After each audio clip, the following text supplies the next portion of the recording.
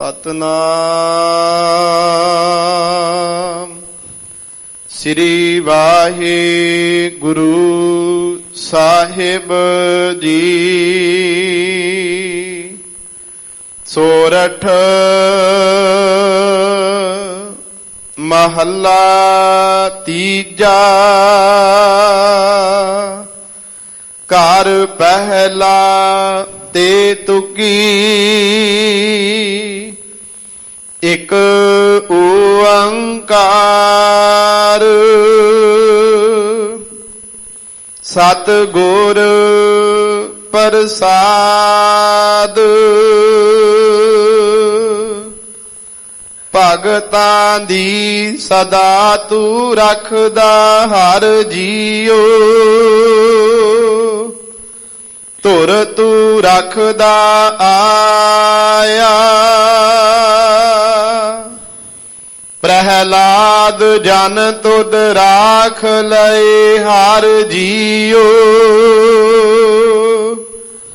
ਹਰਨਾਖਸ਼ ਮਾਰ ਪਚਾਇਆ, ਗੁਰਮੁਖਾਂ ਨੂੰ ਪ੍ਰਤੀਤ ਹੈ ਹਰ ਜੀਉ। ਮਨ ਮੁਖ ਭਰਮ ਭੁਲਾਇਆ, ਭਗਤਾਂ ਦੀ ਸਦਾ ਤੂੰ ਰੱਖਦਾ ਹਰ ਜੀਉ। ਧੁਰ ਤੂੰ ਰੱਖਦਾ ਆਇਆ, ਪ੍ਰਹਿਲਾਦ ਜਨ ਤੁਧ ਰਾਖ ਲਏ ਹਰ ਜੀਉ। ਹਰਨਾਖਸ਼ ਮਾਰ ਪਚਾਇਆ, ਗੁਰਮੁਖਾਂ ਨੂੰ ਪ੍ਰਤੀਤ ਹੈ ਹਰ ਜੀਉ। ਮਨ ਮੁਖ ਭਰਮ ਭੁਲਾਇਆ, ਹਰ ਜੀ ਇਹ ਤੇਰੀ ਵਡਿਆਈ। ਭਗਤਾਂ ਕੀ ਪੈਜ ਰੱਖ ਤੂੰ ਸੁਆਮੀ, ਭਗਤ ਤੇਰੀ ਸਰਣਾਈ।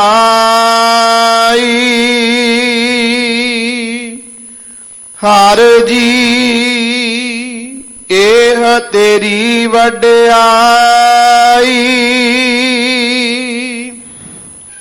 ਭਗਤਾਂ ਕੀ ਪੈਜ ਰੱਖ ਤੂੰ ਸੁਆਮੀ, ਭਗਤ ਤੇਰੀ ਸਰਣਾਈ। ਰਹਾਉ। ਵਾਹਿਗੁਰੂ ਜੀ ਕਾ ਖਾਲਸਾ, ਵਾਹਿਗੁਰੂ ਜੀ ਕੀ ਫਤਿਹ। ਰਾਜਾਨ ਰਾਜ ਸਤਿਗੁਰੂ, ਭਾਨਾਨ ਭਾਨ ਸਤਿਗੁਰੂ। ਧੰਨ ਧੰਨ ਸਤਿਗੁਰੂ ਸ੍ਰੀ ਗੁਰੂ ਰਾਮਦਾਸ ਸੱਚੇ ਪਾਤਸ਼ਾਹ ਜੀ ਮਹਾਰਾਜ, ਤਿਨਾਂ ਦੇ ਪਾਵਨ ਪਵਿੱਤਰ ਸੱਚਖੰਡ ਅਸਥਾਨ ਸੱਚਖੰਡ ਸ੍ਰੀ ਹਰਿਮੰਦਰ ਸਾਹਿਬ ਵਿਖੇ ਗੁਰਦੁਆਰਾ ਮੰਜੀ ਸਾਹਿਬ ਦੀਵਾਨ ਹਾਲ ਵਿਖੇ ਆਪ ਸਭ ਸੰਗਤ ਹਾਜ਼ਰੀ ਭਰ ਰਹੇ ਹੋ। ਸਤਿਗੁਰੂ ਸ੍ਰੀ ਗੁਰੂ ਗ੍ਰੰਥ ਸਾਹਿਬ ਮਹਾਰਾਜ ਸੱਚੇ ਪਾਤਸ਼ਾਹ ਜੀ ਦੀ ਪਾਵਨ ਪਵਿੱਤਰ ਨਿੱਘੀ ਗੋਦ ਦਾ ਆਨੰਦ ਮਾਣਨ ਵਾਸਤੇ ਇਹ ਸੁਭਾਗੀਆਂ ਘੜੀਆਂ ਪ੍ਰਾਪਤ ਹੋਈਆਂ ਨੇ। ਨਿਤਾ ਪ੍ਰਤ ਮਰਿਆਦਾ ਅਨੁਸਾਰ ਜੋ ਸੱਚਖੰਡ ਸ੍ਰੀ ਹਰਿਮੰਦਰ ਸਾਹਿਬ ਜੀ ਤੋਂ ਧੰਨ ਸਤਿਗੁਰੂ ਸ੍ਰੀ ਗੁਰੂ ਗ੍ਰੰਥ ਸਾਹਿਬ ਮਹਾਰਾਜ ਜੀ ਦੇ ਆਏ ਹੋਏ ਪਾਵਨ ਮੁਖਵਾਕ ਦੀ ਵਿਚਾਰ ਇਸ ਅਸਥਾਨ ਤੋਂ ਸਤਿਗੁਰੂ ਜੀ ਕਿਰਪਾ ਕਰਕੇ ਵਿਚਾਰ ਕਰਵਾਉਂਦੇ ਨੇ, ਤਾਂ ਜੋ ਸ਼ਬਦ ਦੀ ਵਿਚਾਰ ਦੇ ਨਾਲ ਸਾਡੀ ਟੁੱਟੀ ਹੋਈ ਜੀਵ ਆਤਮਾ ਪਰਮ ਆਤਮਾ ਦੇ ਨਾਲ ਜੁੜ ਸਕੇ, ਸਾਡੇ ਅੰਦਰ ਇਬਾਦਤ ਦੀ ਕ੍ਰਾਂਤੀ ਆ ਸਕੇ, ਬੰਦਗੀ ਦੀ ਕ੍ਰਾਂਤੀ ਆ ਸਕੇ। ਆਓ ਜੀ ਮਨੇ ਬਿਰਤੀਆਂ ਇਕਾਗਰ ਚਿਤ ਕਰੀਏ, ਸਤਿਗੁਰੂ ਗੁਰੂ ਰਾਮਦਾਸ ਜੀ ਦੇ ਚਰਨਾਂ ਵਿੱਚ ਅਰਦਾਸ ਕਰੀਏ। ਪਾਤਸ਼ਾਹ ਸੀਸ ਤੇ ਮਿਹਰ ਭਰਿਆ ਹੱਥ ਰੱਖ ਕਰਕੇ ਆਪ ਜੀ ਨੇ ਸ਼ਬਦ ਦੀ ਵਿਚਾਰ ਕਰਵਾ ਲੈਣੀ। ਦੋਵੇਂ ਹੱਥ ਜੋੜ ਕਰਕੇ ਸਾਹਿਬਾਂ ਨੂੰ ਸੀਸ ਝੁਕਾਉਂਦੇ ਹੋਏ ਉਚਾਰਨ ਕਰੋ ਜੀ। ਸਤਨਾਮ ਸ੍ਰੀ ਵਾਹਿਗੁਰੂ ਸਾਹਿਬ ਜੀ। ਸਤਨਾਮ ਸ੍ਰੀ ਵਾਹਿਗੁਰੂ ਸਾਹਿਬ ਜੀ। ਸੋਰਠ ਮਹੱਲਾ ਤੀਜਾ। ਘਰ ਪਹਿਲਾ ਤੇ ਤੁਕੀ ਇਕ ਓੰਕਾਰ ਸਤ ਗੁਰ ਪ੍ਰਸਾਦ। ਗੁਰੂ ਸਰੂਪ ਗੁਰੂ ਖਾਲਸਾ ਸਾਧ ਸੰਗਤ ਜੀ, ਅੱਜ ਦੇ ਪਾਵਨ ਪਵਿੱਤਰ ਹੁਕਮਨਾਮਾ ਸਾਹਿਬ ਸ੍ਰੀ ਮੁਖਵਾਕ ਜੀ ਨੂੰ ਧੰਨ ਧੰਨ ਸਤਿਗੁਰੂ ਸ੍ਰੀ ਗੁਰੂ ਅਮਰਦਾਸ ਸਾਹਿਬ ਸੱਚੇ ਪਾਤਸ਼ਾਹ ਜੀ ਮਹਾਰਾਜ ਆਪਣੀ ਪਾਵਨ ਪਵਿੱਤਰ ਮੁਬਾਰਕ ਰਸਨਾ ਤੋਂ ਸੋਰਠ ਰਾਗ ਦੇ ਅੰਦਰ ਉਚਾਰਨ ਕਰਦੇ ਹਨ। ਗੁਰਮਤ ਸੰਗੀਤ ਅਨੁਸਾਰ ਪਹਿਲੇ ਘਰ ਦੇ ਵਿੱਚ ਗਾਉਣ ਦੀ ਹਦਾਇਤ ਇਸ ਸ਼ਬਦ ਬਾਰੇ ਦਿੱਤੀ ਗਈ ਹੈ ਅਤੇ ਇੱਕ ਇੱਕ ਪਦੇ ਦੇ ਅੰਦਰ 3 ਤੁਕਾਂ ਹਨ, ਇਸ ਕਰਕੇ ਤੇਤੁਕੀ ਸਿਰਲੇਖ ਵੀ ਹੈ। ਸ਼ਬਦ ਦੀ ਆਰੰਭਤਾ ਤੋਂ ਪਹਿਲਾਂ ਸੱਚੇ ਪਾਤਸ਼ਾਹ ਉਸ ਅਕਾਲ ਪੁਰਖ ਵਾਹਿਗੁਰੂ ਪ੍ਰਮਾਤਮਾ ਦਾ ਮੰਗਲ ਵੀ ਕਰਦੇ ਨੇ ਅਤੇ ਸਾਨੂੰ ਸਮਝਾਉਂਦੇ ਨੇ ਕਿ ਜਿਸ ਪ੍ਰਮਾਤਮਾ ਦੀ ਨਾਮ ਦੀ ਵਡਿਆਈ ਕੀਤੀ ਗਈ ਹੈ, ਜਿਸ ਪ੍ਰਮਾਤਮਾ ਦੇ ਚਰਨਾਂ ਦੀ ਵਡਿਆਈ ਕੀਤੀ ਹੈ, ਉਹ ਇੱਕ ਹੈ। ਉਹ ਅਕਾਲ ਪੁਰਖ ਵਾਹਿਗੁਰੂ ਪ੍ਰਮਾਤਮਾ ਹੀ ਉਤਪਤੀ ਕਰ ਰਿਹਾ ਹੈ। ਅਕਾਲ ਪੁਰਖ ਵਾਹਿਗੁਰੂ ਪ੍ਰਮਾਤਮਾ ਹੀ ਰਿਜ਼ਕ ਦੇ ਰਿਹਾ ਹੈ, ਪਾਲਣਾ ਕਰ ਰਿਹਾ ਹੈ। ਉਹ ਪ੍ਰਮਾਤਮਾ ਹੀ ਫਿਰ ਅਖੀਰ ਸਮੇਟ ਰਿਹਾ ਹੈ। ਕਹੂੰ ਫੂਲ ਰਾਜਾ ਹੋਵੇ ਬੈਠਾ, ਕਹੂੰ ਭਇਓ ਸਿਮਟ ਸ਼ੰਕਰ ਇਕੱਠਾ। ਉਹ ਅਕਾਲ ਪੁਰਖ ਵਾਹਿਗੁਰੂ ਪ੍ਰਮਾਤਮਾ ਉਹੀ ਉਤਪਤੀ ਕਰ ਰਿਹਾ ਹੈ, ਉਹੀ ਅਕਾਲ ਪੁਰਖ ਵਾਹਿਗੁਰੂ ਪ੍ਰਮਾਤਮਾ ਪਾਲਣਾ ਕਰ ਰਿਹਾ ਹੈ ਅਤੇ ਉਹੀ ਅਖੀਰ ਇਸ ਸੰਸਾਰ ਦਾ ਸਮੇਟਣਾ ਕਰ ਰਿਹਾ ਹੈ। ਉਸ ਪ੍ਰਮਾਤਮਾ ਦਾ ਮੰਗਲ ਕਰਦੇ ਨੇ ਅਤੇ ਦੱਸਦੇ ਕਿ ਉਸ ਪ੍ਰਮਾਤਮਾ ਦੇ ਨਾਮ ਦੀ ਪ੍ਰਾਪਤੀ, ਪ੍ਰਮਾਤਮਾ ਦੇ ਚਰਨਾਂ ਦੀ ਪ੍ਰਾਪਤੀ ਪੂਰੇ ਸਤਿਗੁਰੂ ਦੇ ਬਖਸ਼ਿਸ਼ ਦੁਆਰਾ ਹੁੰਦੀ ਹੈ। ਭਗਤਾਂ ਦੀ ਸਦਾ ਤੂੰ ਰੱਖਦਾ ਹਰ ਜੀਓ, ਧੁਰ ਤੂੰ ਰੱਖਦਾ ਆਇਆ। ਖਾਲਸਾ ਜੀ, ਇਸ ਪਾਵਨ ਪਵਿੱਤਰ ਸ਼ਬਦ ਦੇ ਅੰਦਰ ਧੰਨ ਗੁਰੂ ਅਮਰਦਾਸ ਸੱਚੇ ਪਾਤਸ਼ਾਹ ਜੀ ਪ੍ਰਮਾਤਮਾ ਦੇ ਨਾਮ ਦੀ ਤੇ ਨਾਮ ਨੂੰ ਜਪਣ ਵਾਲਿਆਂ ਦੇ ਭਗਤਾਂ ਦੀ ਕਲਾ ਦੀ ਵਿਆਖਿਆ ਕਰਦੇ ਨੇ ਕਿ ਜਿਨ੍ਹਾਂ ਨੇ ਪ੍ਰਮਾਤਮਾ ਨੂੰ ਜਪਿਆ ਹੈ, ਪ੍ਰਮਾਤਮਾ ਉਹਨਾਂ ਦੀ ਲਾਜ ਕਿਵੇਂ ਰੱਖਦਾ ਹੈ। ਇਹ ਪ੍ਰਮਾਤਮਾ ਦੇ ਨਾਮ ਦੀ ਵਡਿਆਈ ਵੀ ਦੱਸਦੇ ਨੇ। ਦੂਸਰਾ, ਇਸ ਸ਼ਬਦ ਦੇ ਵਿੱਚ ਆਪ ਜੀ ਦਰਸ਼ਨ ਕਰੋਗੇ ਕਿ ਸਤਿਗੁਰੂ ਨੇ ਸ਼ਬਦ ਵਰਤੇ ਭਗਤਾਂ ਦੀ ਸਦਾ ਤੂੰ ਰੱਖਦਾ ਹਰ ਜੀਓ। ਹਰ ਜੀ ਇਹ ਤੇਰੀ ਵਡਿਆਈ। ਜਿਸ ਵਕਤ ਧੰਨ ਗੁਰੂ ਅਮਰਦਾਸ ਜੀ ਇਹ ਸ਼ਬਦ ਉਚਾਰ ਰਹੇ ਨੇ ਤੇ ਸ਼ਬਦ ਪੜ੍ਹ ਕੇ ਇਹ ਪ੍ਰਤੀਤ ਹੁੰਦਾ ਹੈ ਕਿ ਜਿਵੇਂ ਗੁਰੂ ਅਮਰਦਾਸ ਸੱਚੇ ਪਾਤਸ਼ਾਹ ਸਾਖਸ਼ਾਤ ਉਸ ਖੁਦਾ ਦੇ ਸਨਮੁਖ ਬੈਠ ਕਰਕੇ ਕਹਿ ਰਹੇ ਹੋਣ ਕਿ ਪ੍ਰਮਾਤਮਾ ਤੂੰ ਸਦਾ ਹੀ ਆਪਣੇ ਭਗਤਾਂ ਦੀ ਲਾਜ ਰੱਖਦਾ ਹੈ ਤੇ ਲਾਜ ਕੇਵਲ ਇਸ ਯੁੱਗ ਤੋਂ ਨਹੀਂ, ਜਦੋਂ ਤੋਂ ਸ੍ਰਿਸ਼ਟੀ ਬਣੀ ਹੈ ਉਦੋਂ ਤੋਂ ਹੀ ਪ੍ਰਮਾਤਮਾ ਤੂੰ ਆਪਣੇ ਨਾਮ ਜਪਣ ਵਾਲਿਆਂ ਦੀ ਲਾਜ ਰੱਖਦਾ ਆਇਆ ਹੈ। ਪ੍ਰਮਾਤਮਾ ਇਹ ਤੇਰੀ ਵਡਿਆਈ ਹੈ।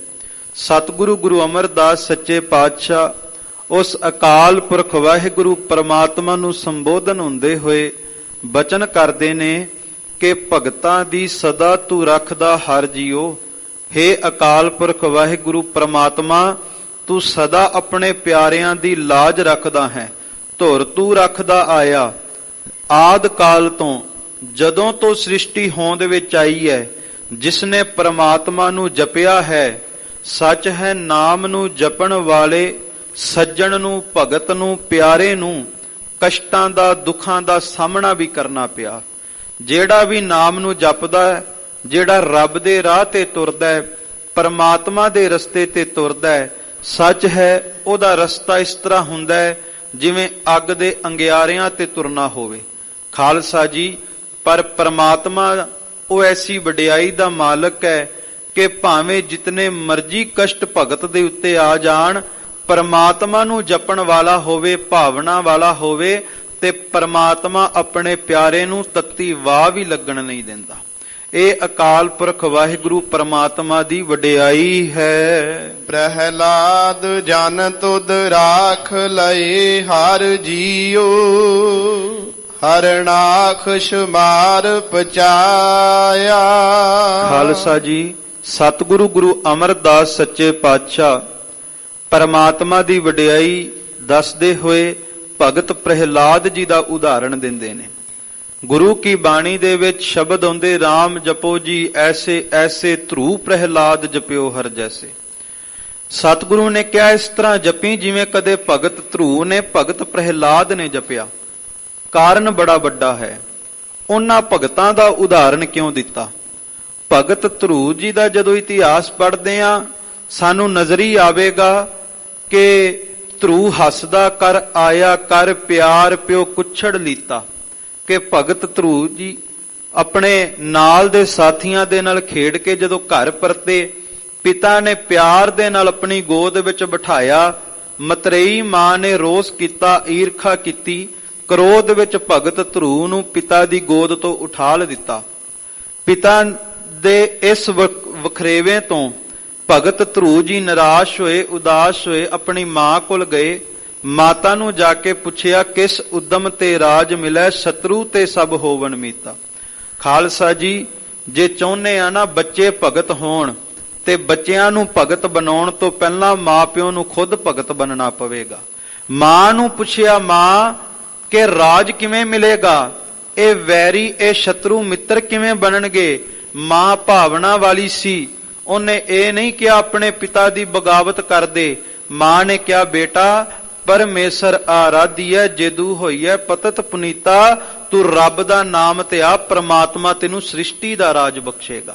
ਸੱਚ ਹੈ, ਜਿਸ ਇਹ ਨਾਮ ਨੂੰ ਜਪਣ ਵਾਲਿਆਂ ਨੂੰ ਪ੍ਰਮਾਤਮਾ ਦਰਗਾਹ ਦੀ ਪਾਤਸ਼ਾਹੀ ਦਿੰਦਾ ਹੈ।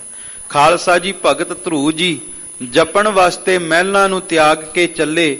ਪਿੱਛੋਂ ਰਾਜੇ ਸੱਦਿਆ, ਨਿਹਚਲ ਰਾਜ ਕਰੋ ਨਿਤਨੀਤਾ। ਰਾਜੇ ਨੂੰ ਪਤਾ ਲੱਗਾ, ਸੁਨੇਹਾ ਲਾ ਦਿੱਤਾ ਕਿ ਤੈਨੂੰ ਮੈਂ ਅੱਧਾ ਰਾਜ ਦੇਣਾ। ਤੇ ਵੇਖੋ ਅੱਜ ਕਿਤੇ ਸਿੱਖ ਬਾਣੀ ਪੜ੍ਹਦਾ ਹੋਵੇ, ਕਿਸੇ ਕਾਰਜ ਨੂੰ ਮੁੱਖ ਰੱਖ ਕੇ ਜਦੋਂ ਗੁਰੂ ਅਰਦਾਸ ਪੂਰੀ ਕਰ ਦਵੇ, ਬਾਅਦ ਵਿੱਚ ਕਈ ਵਾਰ ਵੇਖਣ ਵਿੱਚ ਆਉਂਦਾ ਸੀ ਬਾਣੀ ਪੜ੍ਹਨੀ ਛੱਡ ਦਿੰਨੇ ਆ, ਦਾਤ ਲੈ ਕਰਕੇ ਦਾਤੇ ਨੂੰ ਭੁੱਲ ਜਾਂਦੇ ਆ। ਭਗਤ ਧਰੂ ਨੂੰ ਅੱਧੀ ਸ੍ਰਿਸ਼ਟੀ ਦੇ ਰਾਜ ਦਾ ਸੁਨੇਹਾ ਮਿਲਿਆ। ਚੌਂਕੜਾ ਲਾ ਕੇ ਵੈਰਾਗ ਵਿੱਚ ਆ ਗਏ। ਪੁੱਛਿਆ, ਇੰਨਾ ਵੈਰਾਗ ਕਿਸ ਗੱਲ ਦਾ? ਕਹਿੰਦੇ ਹਜੇ ਭਗਤੀ ਕਰਨ ਵਾਸਤੇ ਤੁਰਿਆ ਸਾਂ, ਅੱਧੀ ਸ੍ਰਿਸ਼ਟੀ ਦਾ ਰਾਜ ਮਿਲ ਗਿਆ।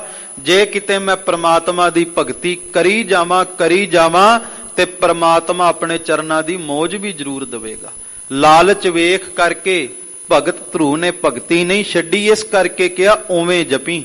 ਦੂਸਰਾ ਭਗਤ ਪ੍ਰਹਿਲਾਦ ਜੀ ਦਾ ਜ਼ਿਕਰ। ਕਹਿੰਦੇ ਭਗਤ ਪ੍ਰਹਿਲਾਦ ਜੀ ਦੇ ਜਿਹੜੇ ਪਿਤਾ ਸੀ ਹਰਨਾਕਸ, ਇਤਨਾ ਕਿ ਹੰਕਾਰ ਹੋ ਗਿਆ ਆਪਣੀ ਹਸਤੀ ਦਾ।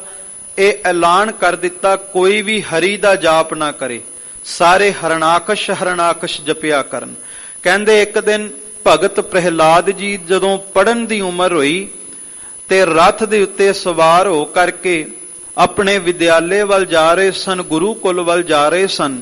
ਰਸਤੇ ਵਿੱਚ ਕਹਿੰਦੇ ਆਵਾਜ਼ ਕੰਨਾਂ ਵਿੱਚ ਪਈ ਕਿ ਪ੍ਰਮਾਤਮਾ ਅਕਾਲ ਪੁਰਖ ਕੇਵਲ ਤੂੰ ਹੀ ਸਾਡੀ ਸਹਾਇਤਾ ਕਰ ਸਕਦਾ, ਕੋਈ ਹੋਰ ਸਾਡੀ ਬਾਹ ਨਹੀਂ ਪਕੜ ਸਕਦਾ। ਇਹ ਸ਼ਬਦ ਜਦੋਂ ਭਗਤ ਪ੍ਰਹਿਲਾਦ ਨੇ ਸੁਨੇ, ਰਥ ਨੂੰ ਰੁਕਵਾਇਆ, ਉਤਰ ਕਰਕੇ ਉਸ ਝੌਂਪੜੀ ਵਿੱਚ ਗਏ। ਜਾ ਕੇ ਵੇਖਿਆ ਉਹ ਦੋਵੇਂ ਪਤੀ ਪਤਨੀ ਅਰਦਾਸ ਕਰ ਰਹੇ ਸਨ ਅੱਖਾਂ ਬੰਦ ਕਰਕੇ, ਪ੍ਰਮਾਤਮਾ ਕੇਵਲ ਤੂੰ ਸਾਡੀ ਬਾਹ ਪਕੜ ਸਕਦਾ, ਕੋਈ ਹੋਰ ਨਹੀਂ ਪਕੜ ਸਕਦਾ। ਭਗਤ ਪ੍ਰਹਿਲਾਦ ਨੇ ਕਿਹਾ, ਤੁਸੀਂ ਮੇਰੇ ਪਿਤਾ ਦਾ ਹੁਕਮ ਨਹੀਂ ਮੰਨ ਰਹੇ।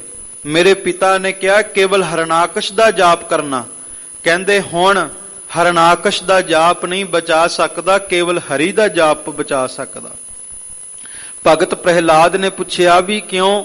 ਐਸਾ ਕਿਹੜਾ ਕੰਮ ਹੈ, ਐਸੀ ਕਿਹੜੀ ਸਹਾਇਤਾ ਜਿਹੜਾ ਮੇਰਾ ਪਿਤਾ ਨਾ ਕਰ ਸਕੇ?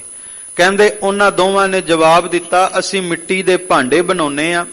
ਆਵੇ ਦੇ ਵਿੱਚ ਮਿੱਟੀ ਦੇ ਭਾਂਡੇ ਬਣਾ ਕਰਕੇ ਬੰਦ ਕੀਤਾ। ਪਰ ਵੇਖੋ ਆਵਾਜ਼ ਆ ਰਹੀ ਹੈ ਬਿੱਲੀ ਦੇ ਬਲੂੰਗੜਿਆਂ ਦੀ, ਤੇ ਹੁਣ ਕਿਤੇ ਅੱਗ ਦੇ ਸੇਕ ਦੇ ਕਾਰਨ ਉਹ ਮਰ ਨਾ ਜਾਣ, ਇਸ ਕਰਕੇ ਅਸੀਂ ਪ੍ਰਮਾਤਮਾ ਦੇ ਚਰਨਾਂ ਵਿੱਚ ਅਰਦਾਸ ਕਰ ਰਹੇ ਹਾਂ। ਭਗਤ ਪ੍ਰਹਿਲਾਦ ਨੇ ਕਿਹਾ ਕਿ ਪ੍ਰਮਾਤਮਾ ਅੱਗੇ ਅਰਦਾਸ ਕਰੋਗੇ ਤੇ ਪ੍ਰਮਾਤਮਾ ਅੱਗੇ ਕੀਤੀ ਅਰਦਾਸ ਬਿੱਲੀ ਦੇ ਬੱਚਿਆਂ ਨੂੰ ਅੱਗ ਤੋਂ ਬਚਾ ਲਵੇਗੀ। ਤੇ ਖਾਲਸਾ ਜੀ ਉਹ ਦੋਵੇਂ ਭਾਵਨਾ ਵਾਲੇ ਸਨ, ਕਹਿੰਦੇ ਜੇ ਪ੍ਰਮਾਤਮਾ ਕਿਰਪਾ ਕਰੇ ਉਹ ਬਿਨਾਂ ਸਵਾਸਾਂ ਤੋਂ ਵੀ ਜਿਉਂਦਿਆਂ ਰੱਖ ਸਕਦਾ, ਅੱਗ ਦੀ ਕਿਹੜੀ ਗੱਲ ਹੈ। ਪ੍ਰਮਾਤਮਾ ਅੱਗੇ ਭਾਵਨਾ ਨਾਲ ਅਰਦਾਸ ਕੀਤੀ ਜਾਵੇ, ਉਹ ਤੱਤੀ ਵਾਹ ਵੀ ਲੱਗਣ ਨਹੀਂ ਦਿੰਦਾ। ਕਹਿੰਦੇ ਭਗਤ ਪ੍ਰਹਿਲਾਦ ਨੇ ਕਿਹਾ ਜਦੋਂ ਆਵਾ ਦੁਬਾਰਾ ਖੋਲੋ ਮੈਨੂੰ ਜ਼ਰੂਰ ਦੱਸ ਦਿਓ। ਖਾਲਸਾ ਜੀ ਕੁਝ ਦਿਨਾਂ ਬਾਅਦ ਜਦੋਂ ਆਵਾ ਖੋਲਿਆ, ਵੇਖਿਆ ਕਿ ਜਿਹੜੀ ਅੱਗ ਮਿੱਟੀ ਦੇ ਭਾਂਡਿਆਂ ਨੂੰ ਸੇਕ ਦਿੰਦੀ ਹੈ, ਭਾਂਡੇ ਪੱਕੇ ਹੋ ਜਾਂਦੇ, ਪਰ ਉਹ ਬਿੱਲੀ ਦੇ ਜਿਹੜੇ ਬੱਚੇ ਸਨ ਉਹਨਾਂ ਨੂੰ ਅੱਗ ਕੁਝ ਵੀ ਕਰ ਨਾ ਸਕੀ, ਅੱਗ ਵਾਲ ਵੀ ਵਿੰਗਾ ਨਾ ਕਰ ਸਕੀ। ਇੱਥੋਂ ਐਸੀ ਜਾਗ ਲੱਗੀ ਭਗਤੀ ਕਰਨ ਦੀ, ਭਗਤ ਪ੍ਰਹਿਲਾਦ ਨੇ ਪਰਮਾਤਮਾ ਦੇ ਨਾਮ ਨੂੰ ਜਪਣਾ ਸ਼ੁਰੂ ਕਰ ਦਿੱਤਾ, ਰਾਮ ਨਾਮ ਦਾ ਜਪ ਕੀਤਾ। ਪਰ ਮੈਂ ਬੇਨਤੀ ਕਰਾਂ, ਭਗਤ ਪ੍ਰਹਿਲਾਦ ਨੇ ਉਸ ਰਾਮ ਨਾਮ ਦਾ ਜਪ ਕੀਤਾ ਹੈ ਜਿਸ ਰਾਮ ਨੇ ਦਸ਼ਰਥ ਦੇ ਪੁੱਤਰ ਸ਼੍ਰੀ ਰਾਮਚੰਦਰ ਨੂੰ ਦੁਨੀਆ ਤੇ ਭੇਜਿਆ ਸੀ। ਤੈਤੋਂ ਹੀ ਬਲਰਾਮ ਲੈ ਨਲ ਬਾਣਾ ਦੈਸ ਰਕਾਇਆ, ਤੈਤੋਂ ਹੀ ਬਲ ਕ੍ਰਿਸ਼ਨ ਲੈ ਕੰਸਕੇਸੀ ਪਕੜ ਗਿਰਾਇਆ। ਇਹ ਉਸ ਰਾਮ ਦੀ ਗੱਲ ਹੈ ਜਿਹੜਾ ਕਣ ਕਣ ਵਿੱਚ ਰਮਿਆ ਹੈ। ਖਾਲਸਾ ਜੀ ਪ੍ਰਮਾਤਮਾ ਦੇ ਨਾਮ ਨੂੰ ਜਪਿਆ, ਪਰ ਹਰਨਾਕਸ਼ ਨੂੰ ਇਹ ਗੱਲ ਪਚੀ ਨਾ। ਤੇ ਜੋ ਧੰਨ ਗੁਰੂ ਅਮਰਦਾਸ ਜੀ ਨੇ ਕਿਹਾ ਨਾ ਕਿ ਉਹ ਆਪਣੇ ਭਗਤਾਂ ਦੀ ਲਾਜ ਰੱਖਦਾ ਹੈ, ਸੱਚਮੁੱਚ ਪ੍ਰਮਾਤਮਾ ਨੇ ਨਾਮ ਦੀ ਕਲਾ ਵਰਤਾਈ। ਕਹਿੰਦੇ ਭਗਤ ਪ੍ਰਹਿਲਾਦ ਦੇ ਹਿਰਦੇ 'ਚ ਭਰੋਸਾ ਸੀ ਨਾਮ ਪ੍ਰਤੀ। ਹਰਨਾਕਸ਼ ਨੇ ਸਜ਼ਾ ਸੁਣਾਈ ਕਦੇ ਪਹਾੜ ਤੋਂ ਗੇਰਨ ਦੀ, ਪਰ ਕਹਿੰਦੇ ਪ੍ਰਮਾਤਮਾ ਦੇ ਨਾਮ ਦੀ ਕਲਾ ਐਸੀ ਵਰਤੀ ਕਿ ਪਹਾੜ ਤੋਂ ਜਦੋਂ ਗੇਰਿਆ ਗਿਆ, ਭਗਤ ਪ੍ਰਹਿਲਾਦ ਦਾ ਭਾਰ ਰੂੰ ਵਰਗਾ ਹੋ ਗਿਆ, ਬਿਲਕੁਲ ਰੂੰ ਦੀ ਤਰ੍ਹਾਂ ਜ਼ਮੀਨ ਤੇ ਆ ਕਰਕੇ ਖੜੇ ਹੋ ਗਏ, ਤੇ ਪ੍ਰਮਾਤਮਾ ਦੇ ਨਾਮ ਨੇ ਕੁਝ ਵਿਗੜਨ ਨਾ ਦਿੱਤਾ। ਉਸ ਤੋਂ ਬਾਅਦ ਜੇ ਅੱਗ ਵਿੱਚ ਵੀ ਬਿਠਾਇਆ ਤਾਂ ਉੱਥੇ ਵੀ ਖਾਲਸਾ ਜੀ ਪ੍ਰਮਾਤਮਾ ਦੇ ਨਾਮ ਦੀ ਕਲਾ ਵਰਤੀ। ਅੱਗ ਨੇ ਆਪਣਾ ਸੁਭਾਅ ਬਦਲਿਆ ਤੇ ਪ੍ਰਮਾਤਮਾ ਦੇ ਪਿਆਰੇ ਭਗਤ ਪ੍ਰਹਿਲਾਦ ਨੂੰ ਤੱਤੀ ਵਾਹ ਵੀ ਨਾ ਲੱਗੀ। ਤਾਤੀ ਵਾਹ ਨਾ ਲੱਗ ਗਈ, ਪਾਰ ਬ੍ਰਹਮ ਸਰਣਾਈ, ਚੌਗਿਰਦ ਹਮਾਰੇ RAM ਕਰ ਦੁੱਖ ਲੱਗੈ ਨਾ ਪਾਈ। ਇਸ ਕਰਕੇ ਰੋਜ਼ਾਨਾ ਹੀ ਸੋਦਰਤ ਦੇ ਵਿੱਚ ਪੜ੍ਹਦੇ ਹਾਂ, ਹਰ ਜੁਗ ਜੁਗ ਭਗਤ ਉਪਾਇਆ, ਪੈਜ ਰੱਖਦਾ ਆਇਆ RAM ਰਾਜੇ, ਹਰਨਾਕਸ ਦੁਸ਼ਟ ਹਰ ਮਾਰਿਆ, ਪ੍ਰਹਿਲਾਦ ਤਰਾਇਆ। ਵੇਖੋ ਪ੍ਰਮਾਤਮਾ ਨੇ ਆਪਣੇ ਭਗਤ ਦੀ ਲਾਜ ਰੱਖੀ ਤੇ ਥੰਬ ਦੇ ਵਿੱਚੋਂ ਪ੍ਰਗਟ ਹੋ ਕਰਕੇ ਨਰਸਿੰਘ ਦਾ ਅਵਤਾਰ ਧਾਰਨ ਕਰਕੇ ਪ੍ਰਮਾਤਮਾ ਨੇ ਉਸ ਹੰਕਾਰੀ ਦਾ, ਉਸ ਦੁਸ਼ਟ ਦਾ ਨਾਸ਼ ਕਰ ਦਿੱਤਾ ਤੇ ਭਗਤ ਪ੍ਰਹਿਲਾਦ ਦੀ ਜੈ ਜੈਕਾਰ ਸਦੀਆਂ ਤੱਕ ਕਰਵਾ ਦਿੱਤੀ। ਸੋ ਇਸ ਕਰਕੇ ਗੁਰੂ ਅਮਰਦਾਸ ਜੀ ਕਹਿੰਦੇ ਨੇ, ਪ੍ਰਮਾਤਮਾ ਤੂੰ ਸਦਾ ਆਪਣੇ ਪਿਆਰਿਆਂ ਦੀ ਲਾਜ ਰੱਖਦਾ ਹੈ, ਜਿਸ ਤਰ੍ਹਾਂ ਤੂੰ ਭਗਤ ਪ੍ਰਹਿਲਾਦ ਦੀ ਲਾਜ ਰੱਖੀ ਹੈ। ਸੱਚ ਹੈ ਜੇ ਅੱਜ ਵੀ ਤੈਨੂੰ ਕੋਈ ਜਪ ਲਵੇ ਤੇ ਤੂੰ ਭਗਤ ਪ੍ਰਹਿਲਾਦ ਦੀ ਤਰ੍ਹਾਂ ਅੱਜ ਵੀ ਆਪਣੇ ਭਗਤਾਂ ਦੀ ਲਾਜ ਰੱਖਦਾ ਹੈ। ਖਾਲਸਾ ਜੀ, ਆਪਾਂ ਸੱਚਖੰਡ ਸ੍ਰੀ ਹਰਿਮੰਦਰ ਸਾਹਿਬ ਗੁਰੂ ਰਾਮਦਾਸ ਜੀ ਦੇ ਚਰਨਾਂ ਵਿੱਚ ਅਰਦਾਸ ਕਰਦੇ ਆ ਨਾ, ਹਾਜ਼ਰੀਆਂ ਭਰਦੇ ਆ, ਤੇ ਮੈਂ ਬੇਨਤੀ ਅਕਸਰ ਕਰਦਾ ਕਿ ਵੇਖੋ ਪਿਆਰ ਦੇ ਨਾਲ, ਭਰੋਸੇ ਦੇ ਨਾਲ, ਭਾਵਨਾ ਦੇ ਨਾਲ ਧੰਨ ਸਤਿਗੁਰੂ ਗੁਰੂ ਰਾਮਦਾਸ ਸੱਚੇ ਪਾਤਸ਼ਾਹ ਦੇ ਚਰਨਾਂ ਵਿੱਚ ਅਰਦਾਸ ਕਰਕੇ ਵੇਖਿਓ। ਜੀਵਨ ਵਿੱਚ ਹਰ ਇੱਕ ਦੇ ਐਸਾ ਪਲ ਆਉਂਦਾ ਹੀ ਆਉਂਦਾ ਹੈ ਜਦੋਂ ਦੁਨੀਆ ਦੇ ਸਾਰੇ ਬੂਹੇ ਬੰਦ ਹੋ ਜਾਂਦੇ ਨੇ, ਦੁਨੀਆ ਦੇ ਸਾਰੇ ਰਿਸ਼ਤੇ ਨਾਤੇ ਸਾਥ ਛੱਡ ਦਿੰਦੇ ਨੇ। ਕਈ ਵਾਰ ਜੀਵਨ ਵਿੱਚ ਐਸਾ ਸਮਾਂ ਆਉਂਦਾ ਹੈ ਮੁਸ਼ਕਲ ਦਾ ਕਿ ਸਾਰੇ ਰਿਸ਼ਤੇ ਸਾਥ ਛੱਡ ਜਾਂਦੇ ਨੇ, ਦੁਨੀਆ ਦੇ ਸਾਰੇ ਬੂਹੇ ਬੰਦ ਹੋ ਜਾਂਦੇ ਨੇ। ਤੇ ਉਦੋਂ ਵੀ ਜੇ ਗੁਰੂ ਰਾਮਦਾਸ ਦੇ ਚਰਨਾਂ ਵਿੱਚ ਅਰਦਾਸ ਕਰ ਲਈਏ ਨਾ, ਦੁਨੀਆ ਦੇ ਸਾਰੇ ਰਿਸ਼ਤੇ ਤੇ ਤੇਰਾ ਸਾਥ ਛੱਡ ਸਕਦੇ ਨੇ, ਪਰ ਗੁਰੂ ਰਾਮਦਾਸ ਸੱਚਾ ਪਾਤਸ਼ਾਹ ਤੇਰੀ ਬਾਂਹ ਕਦੇ ਵੀ ਨਹੀਂ ਛੱਡੇਗਾ। ਦੁਨੀਆ ਦੇ ਸਾਰੇ ਬੂਹੇ ਬੰਦ ਹੋ ਸਕਦੇ ਆ, ਪਰ ਧੰਨ ਗੁਰੂ ਰਾਮਦਾਸ ਦੇ ਘਰ ਦਾ ਬੂਹਾ ਆਪਣੇ ਸਿੱਖ ਵਾਸਤੇ ਕਦੇ ਵੀ ਬੰਦ ਨਹੀਂ ਹੁੰਦਾ। ਇਹ ਹੈ ਕਿ ਪ੍ਰਮਾਤਮਾ ਅੱਜ ਵੀ ਆਪਣੇ ਪਿਆਰਿਆਂ ਦੀ ਲਾਜ ਰੱਖਦਾ ਹੈ। ਗੁਰਮੁਖਾਂ ਨੂੰ ਪ੍ਰਤੀਤ ਹੈ ਹਰ ਜੀਉ, ਮਨ ਮੁਖ ਭਰਮ ਭੁਲਾਇਆ। ਸਤਿਗੁਰੂ ਗੁਰੂ ਅਮਰਦਾਸ ਜੀ ਕਹਿੰਦੇ ਲਾਜ ਉਹਨਾਂ ਦੀ ਰੱਖੀ ਜਾਂਦੀ ਹੈ ਗੁਰਮੁਖਾਂ ਨੂੰ ਪ੍ਰਤੀਤ ਹੈ ਹਰ ਜੀਉ। ਜਿਹੜੇ ਗੁਰੂ ਵੱਲ ਮੁਖ ਕਰਦੇ ਨੇ, ਗੁਰਮੁਖ ਬਣ ਜਾਂਦੇ ਨੇ, ਗੁਰੂ ਦੇ ਦੱਸੇ ਰਾਹ ਤੇ ਤੁਰਦੇ ਨੇ, ਤੇ ਗੁਰੂ ਦੇ ਦੱਸੇ ਰਾਹ ਤੇ ਤੁਰ ਕਰਕੇ ਆਪਣੇ ਹਿਰਦੇ ਵਿੱਚ ਪ੍ਰਮਾਤਮਾ ਦਾ ਪਿਆਰ ਜਗਾਉਂਦੇ ਨੇ। ਦੁਨੀਆ ਦਾ ਪਿਆਰ ਨਹੀਂ, ਸੰਸਾਰ ਦਾ ਪਿਆਰ ਨਹੀਂ, ਬਲਕਿ ਪ੍ਰਮਾਤਮਾ ਦਾ ਪਿਆਰ ਹਿਰਦੇ ਵਿੱਚ ਜਗਾਉਂਦੇ ਨੇ। ਖਾਲਸਾ ਜੀ, ਪ੍ਰਮਾਤਮਾ ਪ੍ਰਤੀ ਪਿਆਰ ਪਤਾ ਕਿਸ ਤਰ੍ਹਾਂ ਦਾ ਹੋਣਾ ਚਾਹੀਦਾ? ਸਤਿਗੁਰੂ ਗੁਰੂ ਤੇਗ ਬਹਾਦਰ ਜੀ ਕਹਿੰਦੇ ਜਿਵੇਂ ਮੱਛਲੀ ਦਾ ਪਾਣੀ ਦੇ ਨਾਲ ਪਿਆਰ ਹੈ, ਪਰ ਮਾਫ ਕਰਨਾ ਬਹੁਤਾ ਲੋਕਾਂ ਦਾ ਪ੍ਰਮਾਤਮਾ ਨਾਲ ਪਿਆਰ ਹੁੰਦਾ ਹੈ ਇੱਕ ਪੰਛੀ ਦੀ ਤਰ੍ਹਾਂ। ਜਿਵੇਂ ਪੰਛੀ ਰੁੱਖ ਹਰਾ ਭਰਾ ਹੋਵੇ ਤੇ ਪੰਛੀ ਉਸ ਰੁੱਖ ਤੇ ਜਾ ਕੇ ਆਲਣਾ ਬਣਾਉਂਦੇ ਨੇ, ਉਸ ਰੁੱਖ ਤੇ ਜਾ ਕੇ ਆਪਣਾ ਘਰ ਬਣਾਉਂਦੇ ਨੇ, ਪਰ ਜੇ ਕਿਤੇ ਰੁੱਖ ਸੁੱਕ ਜਾਵੇ ਤੇ ਖਾਲਸਾ ਜੀ ਉਹ ਪੰਛੀ ਉਡਾਰੀ ਲਾ ਕਰਕੇ ਕਿਸੇ ਹੋਰ ਦਰਖਤ ਤੇ ਜਾ ਕੇ ਆਲਣਾ ਬਣਾ ਲੈਂਦੇ ਨੇ। ਪਰ ਜੇ ਕਿਸੇ ਟੋਭੇ ਸਰੋਵਰ ਦੇ ਵਿੱਚ ਮੱਛਲੀ ਹੋਵੇ, ਉੱਥੇ ਪਾਣੀ ਦੇ ਵਿੱਚ ਰਹਿ ਕੇ ਆਨੰਦ ਮਾਣਦੀ ਹੋਵੇ, ਪਾਣੀ ਸੁੱਕ ਜਾਵੇ, ਮੱਛਲੀ ਕਿਸੇ ਹੋਰ ਪਾਸੇ ਤਲਾਸ਼ ਵਿੱਚ ਨਹੀਂ ਜਾਂਦੀ, ਬਲਕਿ ਉੱਥੇ ਹੀ ਪਾਣੀ ਦੀ ਯਾਦ ਵਿੱਚ ਤੜਪ ਤੜਪ ਕੇ ਮਰ ਜਾਂਦੀ ਹੈ, ਆਪਣਾ ਘਰ ਨਹੀਂ ਬਦਲਦੀ। ਕਹਿੰਦੇ ਇਸ ਤਰ੍ਹਾਂ ਤੂੰ ਵੀ ਗੁਰੂ ਨੂੰ ਜੇ ਪਿਆਰ ਕਰਨਾ, ਪੰਛੀ ਵਰਗਾ ਪਿਆਰ ਨਾ ਕਰੀ ਵੀ ਸੁੱਖ ਮਿਲ ਗਿਆ ਤੇ ਗੁਰੂ ਘਰ ਜੇ ਇੱਕ ਵੀ ਜੀਵਨ ਵਿੱਚ ਦੁੱਖ ਆ ਗਿਆ ਤੇ ਗੁਰੂ ਦਾ ਬੂਹਾ ਛੱਡ ਦਿੱਤਾ। ਪਿਆਰ ਕਰਨਾ ਮੱਛਲੀ ਵਰਗਾ ਕਰੀ ਕਿ ਤੇਰੇ ਦਿਨ ਦੀ ਸ਼ੁਰੂਆਤ ਹੋਵੇ ਤੇ ਬਾਣੀ ਤੋਂ ਹੋਵੇ, ਤੇ ਜਿੱਦਣ ਨਿਤਨੇਮ ਦੀ ਬਾਣੀ ਜੀਵਨ ਵਿੱਚ ਨਾ ਹੋਵੇ ਤੇ ਤੇਰਾ ਹਿਰਦਾ ਵੀ ਮੱਛਲੀ ਦੀ ਤਰ੍ਹਾਂ ਤੜਪੇ ਤੇ ਕਵੇ ਇੱਕ ਘੜੀ ਨਾ ਮਿਲਤੇ ਤਾਂ ਕਲਯੁਗ ਹੋਤਾ, ਹੁਣ ਕਦ ਮਿਲੀਐ ਪ੍ਰੇਤੁਦ ਭਗਵੰਤਾ। ਸਤਿਗੁਰੂ ਗੁਰੂ ਅਮਰਦਾਸ ਜੀ ਕਹਿੰਦੇ ਜਿਹੜੇ ਗੁਰਮੁਖ ਨੇ, ਗੁਰੂ ਦੇ ਦੱਸੇ ਰਾਹ ਤੇ ਤੁਰਦੇ ਨੇ, ਉਹਨਾਂ ਦੇ ਹਿਰਦੇ ਵਿੱਚ ਪ੍ਰਮਾਤਮਾ ਪ੍ਰਤੀ ਪ੍ਰਤੀਤ ਉਪਜਦੀ ਹੈ, ਤੇ ਜਿਹੜੇ ਪ੍ਰਮਾਤਮਾ ਨੂੰ ਪਿਆਰ ਕਰਦੇ ਨੇ ਪ੍ਰਮਾਤਮਾ ਉਹਨਾਂ ਦੀ ਲਾਜ ਰੱਖਦਾ ਹੈ। ਪਰ ਜਿਹੜੇ ਮਨਮੁਖ ਹੋ ਜਾਂਦੇ ਨੇ ਉਹ ਸਦਾ ਹੀ ਜੀਵਨ ਵਿੱਚ ਭਰਮ ਜਾਂਦੇ ਨੇ, ਭਟਕ ਜਾਂਦੇ ਨੇ, ਮਨਮੁਖਾਂ ਦੀ ਕੋਈ ਬਾਹ ਨਹੀਂ ਪਕੜਦਾ। ਹਰ ਜੀ ਇਹ ਤੇਰੀ ਵਡਿਆਈ। ਸਤਿਗੁਰੂ ਗੁਰੂ ਅਮਰਦਾਸ ਜੀ ਕਹਿੰਦੇ ਨੇ ਹਰ ਜੀ ਇਹ ਤੇਰੀ ਵਡਿਆਈ, ਕਿ ਪ੍ਰਮਾਤਮਾ ਇਹ ਤੇਰੀ ਵਡਿਆਈ ਹੈ, ਤੇਰੀ ਦਿਆਲਤਾ ਹੈ, ਤੇਰੀ ਰਹਿਮਤ, ਤੇਰੀ ਬਖਸ਼ਿਸ਼ ਹੈ। ਭਗਤਾਂ ਕੀ ਪੈਜ ਰੱਖ ਤੂੰ ਸੁਆਮੀ, ਭਗਤ ਤੇਰੀ ਸਰਣਾਈ। ਪਰਮਾਤਮਾ ਤੇਰੀ ਵਡਿਆਈ ਕੀ ਹੈ?